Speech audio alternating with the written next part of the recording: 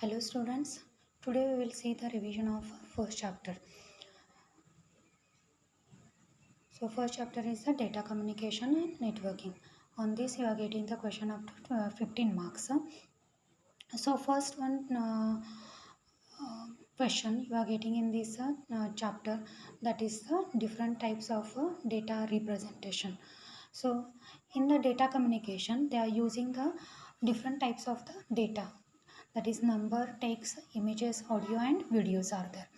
So numbers are represented by the bit patterns, means they are using the 0 and 1's combination. In this, they are using the different numbering systems, that is a binary, octal, decimal and hexadecimal, like that. Text is used in the communication, and this text also is represented by bit patterns, that is 0 and 1's. But which one bit pattern is used, that one is different from the numbers systems. And third one is the images. So images are represented by binary patterns, and image is composed in terms of the matrix, and each one pixels is a small dot is there. So pixel size, it depends on the resolution of the image. If we want the resolution more, then we should increase the number of the pixels. In the image, we can transmit either black and white or color images. In audio and video, it refers as a recording and broadcasting of the picture and sound or music. So this one is the continuous data, it's not discrete data is there. So these are the number of the data you can represent in the transmission. Next, we will see the data flow in the data communication.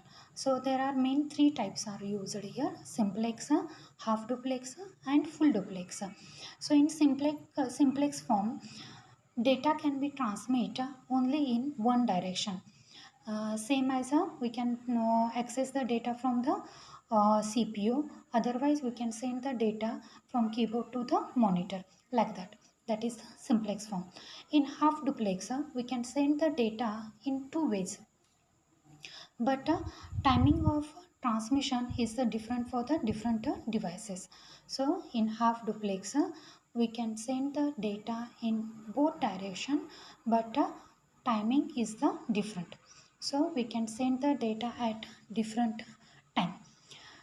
In full duplex, both stations or devices can send the data in both direction at a time. So that is the full duplex. So now we will see the components of the data communication system. So in this, there are mainly 5 components are there. The first one is the message, sender, receiver, transmission medium and protocols are there. So message is the information to be communicated. So this one information may be number, text, images, audio or video is there. The sender is a device which can send the data or messages. Receiver is a device which receives the data, same as a television and so on. Transmission medium is a path by which message travels from source to the destination or sender to the receiver. So the examples of the transmission medium is the fiber optic cables, radio waves are there, or coaxial cables are there. Next one is the protocols are there. So protocols is nothing but the set of rules. This set of rules is followed by the all the devices during the communications.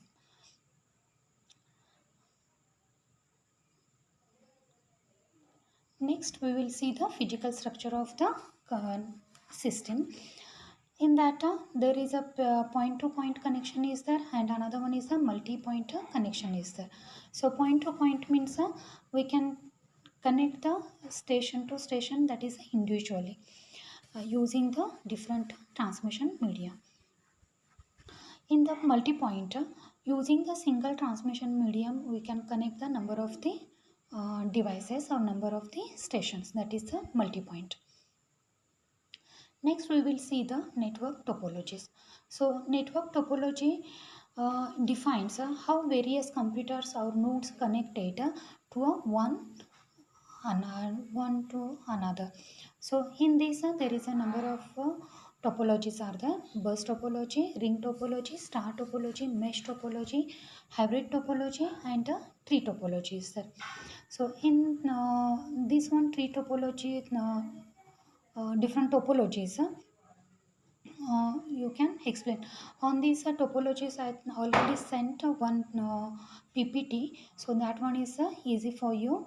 So in that, given that number of the applications, advantages and disadvantages, and explanation about each one topology, you can refer that one also. So on the topology, you are getting different types of the questions, like list the different types of the topologies, and list the advantages and disadvantages of the each topology. That one question you are getting for the 10 marks. Again you are getting the different question, that is a list the different topologies and explain each one. That one also you are getting for the 10 marks. Like that you are getting the different questions on the same topic.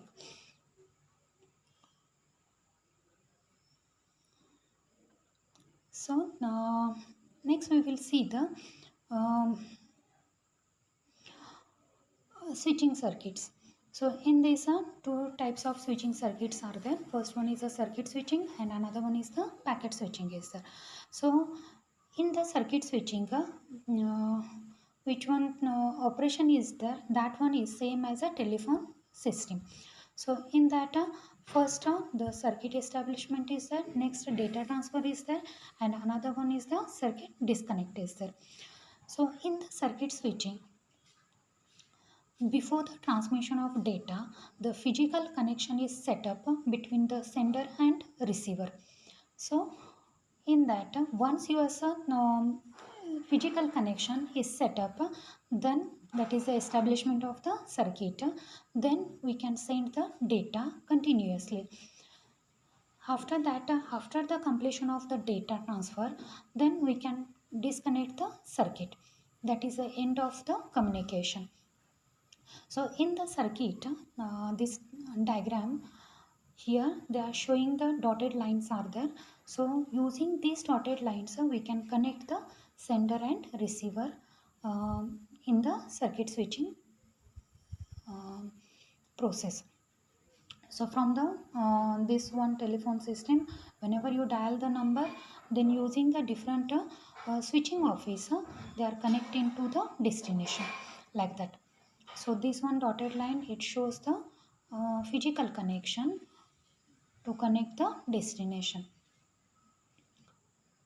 So next one is the packet switching is there. So packet switching, it don't have the predefined path from the source to the destination.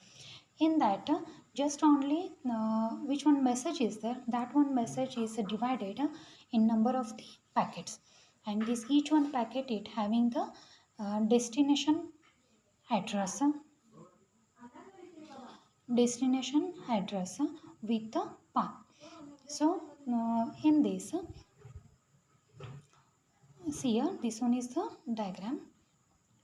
So from the destination you are sending the message, that one message is divided into the number of the small packets, and each one packet it having the destination address.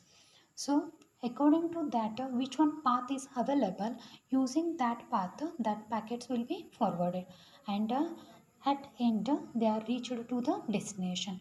In this at the end, again this number of the packets is rearranged and they are getting the original message. That is the packet switching is there. This one is the comparison between LAN, MAN and WAN is there.